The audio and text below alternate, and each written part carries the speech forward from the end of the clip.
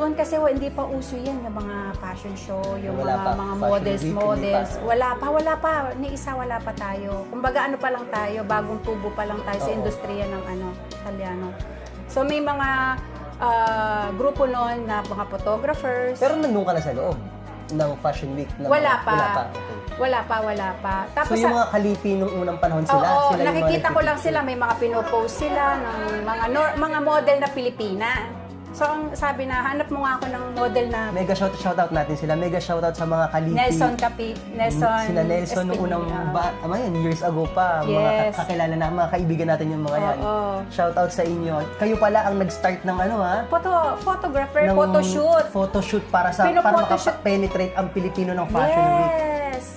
Ngayon ko nalaman yan, nakilabo tuloy ako. Pinophotoshoot nila yung mga model na Pilipina. Ngayon si Mitch, shoutout kay Mitch, magaling na photographer po yun.